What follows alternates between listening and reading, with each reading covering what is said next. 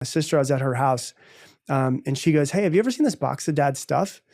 And I was like, "No." And she brought up, my father was an alcoholic. He passed away when I was 15 from his alcoholism. And she brought out this box, and it was like his glasses, it was a t-shirt of his, it was his watch. And the other things were a bunch of letters. My dad was in jail for a little while for multiple DUIs, and they put him in jail, and he would write letters to us. And he wrote a letter to my sister on her 19th birthday. And I was reading this, 2015. So he would have wrote it to her in 1999. And the very last line was, "I hope you live your life with courage, love, and laughter." And I read it, and it was like the universe warped. And I was like, oh, he wrote this for me.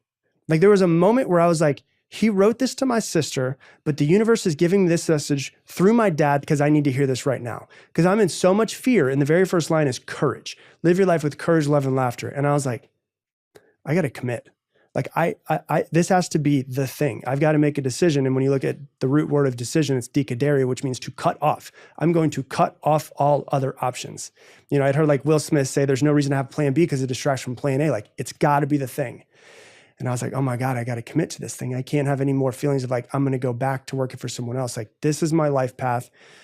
I'm either going to succeed at it or I'm going to die trying. And I was like, I don't know what to do. I was like, I'm going to get this tattooed on my arm. So I literally have, live your life with courage, love, and laughter tattooed on my arm. My very first tattoo I ever got. But it was like, for me, people always think like, when you make a decision, the fear disappears. Like, I wish that I could do these things, but it's like, it's always there. But you've got to learn that like the fear is always going to be there.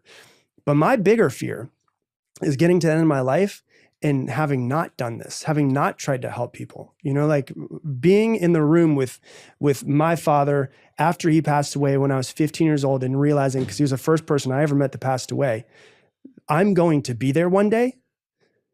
And I saw it. I was like, oh yeah, he was a dreamer and he was an amazing person, but he didn't do what he wanted to do.